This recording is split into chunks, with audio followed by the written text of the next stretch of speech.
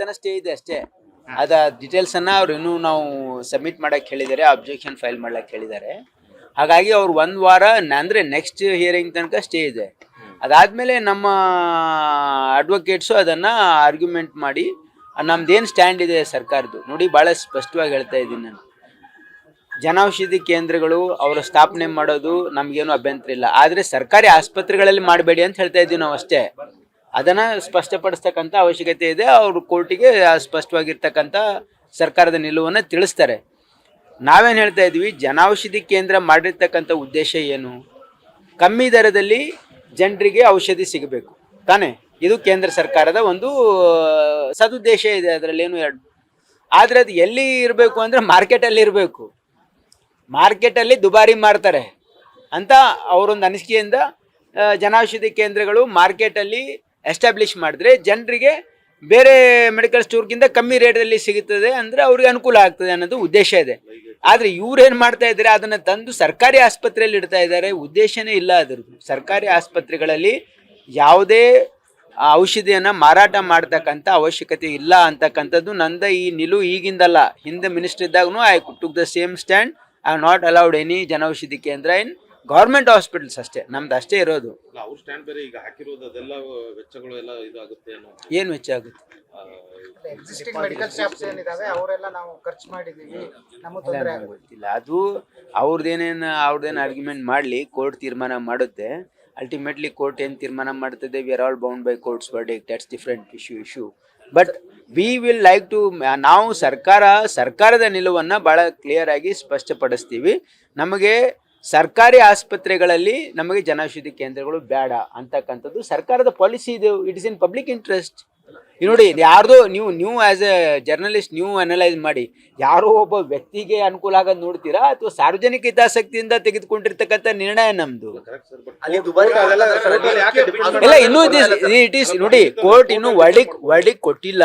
It is only temporary. ಅವರಿಗೆ next hearing ತನಕ relief ಕೊಟ್ಟಿರೋದು ಅಷ್ಟೇ. ಇದು court will deliberate on the issues, will try to convince the court.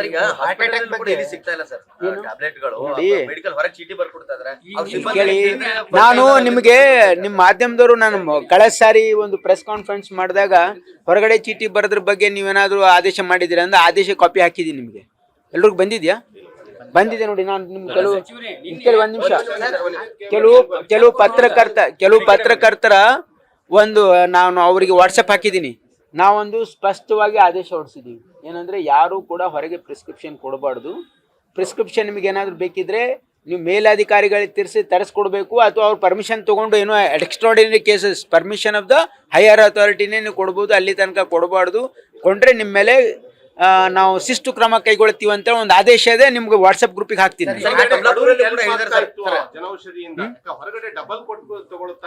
ಯಾರು? ಅಲ್ಲಲ್ಲ, ಹೊರಗೂ ಇದಾವೆ ಜನೌಷಧಿ ಕೇಂದ್ರಗಳು. ಇಲ್ಲಿ ಯಾಕೆ ಬರ್ಬೇಕು? ಈಗ ಮಾರ್ಕೆಟ್ ಅಲ್ಲಿನೂ ಜನೌಷಧಿ ಕೇಂದ್ರ ಇದಾವೆ, ಅಲ್ಲಿ ಹೋಗ್ಲಿ, ಏನು ಗ್ಯಾರಂಟಿ? ನೋಡಿ, ನಾನು ಈಗ ತಾನೇ ಈಗ ಕೇಳಿ, ಇಲ್ಲ ಮೆಡಿಕಲ್ ಕಾಲೇಜ್ಗಳಲ್ಲಿ ಕಾರ್ಡಿಯಾಲಜಿಸ್ಟ್ ಇರಲ್ಲ, ದೇಶಾದ್ಯಂತ ಎಲ್ಲೂ ಇರಲ್ಲ. ಈಗ ನಾನು ನಿಮ್ಗೊಂದು ಇಲ್ಲಿ ನಾನು ಬಂದಿರತಕ್ಕಂಥದ್ದು ಪತ್ರಿಕಾ ಭವನ ಬಂದಿರತಕ್ಕಂಥದ್ದು ಪತ್ರಕರ್ತರ ಒಂದು ಚೆಕಪ್, ಕಾರ್ಡಿಯಾಕ್ ಚೆಕಪ್ಪು ಒಂದು ಹಿಂದೆನೇ. ಇದು ಈ ಇಶ್ಯೂಗೆ ಏನು ಸಂಬಂಧ ಇಲ್ಲ.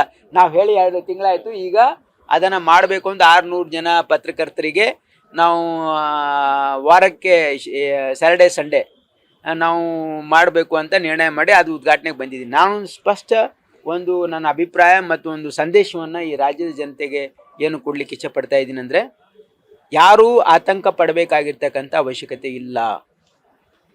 ಯಾಕಂದರೆ ಜನರಲ್ಲಿ ಭಯಭೀತಿ ಹುಟ್ಟಿಸ್ತಕ್ಕಂಥ ಕೆಲವೊಂದು ಸ್ಟೋರಿಗಳಿಂದ ಜನರು ಭಯಭೀತರಾಗಿದ್ದಾರೆ. ಯಾಕೆ ಹೇಳ್ತಾ ಇದ್ದೀನಿ ಅಂದರೆ, ಕಳೆದ 15 ದಿವಸದಿಂದ ನಮ್ಮ ಜಯದೇವ ಇನ್ಸ್ಟಿಟ್ಯೂಟ್ ಆಫ್ ಕಾರ್ಡಿಯಾಲಜಿಯಲ್ಲಿ 450 ಇರೋ OPD 650 ಆಗಿದೆ. 50% ಇನ್ಕ್ರೀಸ್ ಆಗಿದೆ. ಥ್ರೂಔಟ್ ಸ್ಟೇಟ್ ಜಾಸ್ತಿ ಆಗಿದೆ. ಆಮೇಲೆ ಪ್ರೈವೇಟ್ ಡಾಕ್ಟರ್ಸ್ ಹೇಳ್ತಾ ಇದ್ದಾರೆ ನಮ್ಮ ಹತ್ರ ಜಾಸ್ತಿ ಜನ ಹಿಂಗೆ ಆತಂಕ ಪಟ್ಕೊಂಡು ಬರ್ತಾ ಇದ್ದಾರೆ, ಏನೂ ಇಲ್ಲ ಅವರಿಗೆ ಅಂತ.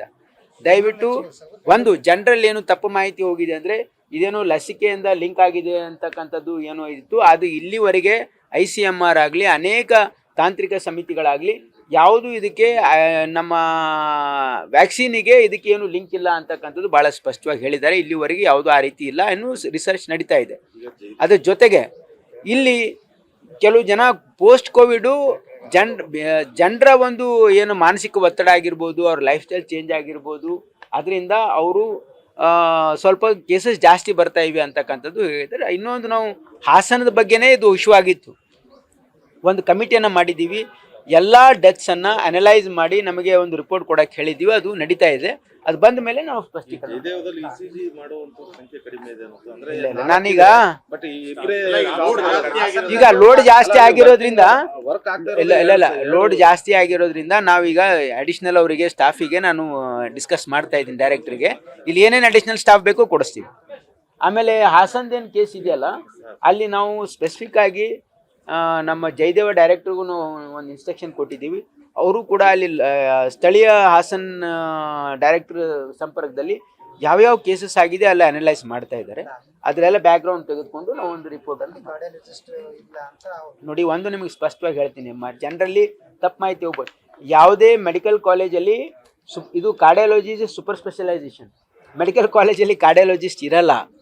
ಹಾಗಾಗಿ ಎಲ್ಲ ಬೇರೆ ಸ್ಪೆಷಲಿಸ್ಟ್ ಇರ್ತಾರೆ. ಇದು ಸೂಪರ್ ಸ್ಪೆಷಾಲಿಟಿ ಫೆಸಿಲಿಟಿ ಆಗಿರೋದ್ರಿಂದ ಅಲ್ಲಿ ಕಾರ್ಡಿಯಾಲಜಿಸ್ಟು ಆನ್ ಕಾಲ್ ಇರ್ತಾರೆ, ಅಥವಾ ಆನ್ ಕಾಂಟ್ರಾಕ್ಚುಯಲ್ ಇರ್ತಾರೆ, ಅಥವಾ NHML ತೊಗೊಂಡಿರ್ತಾರೆ.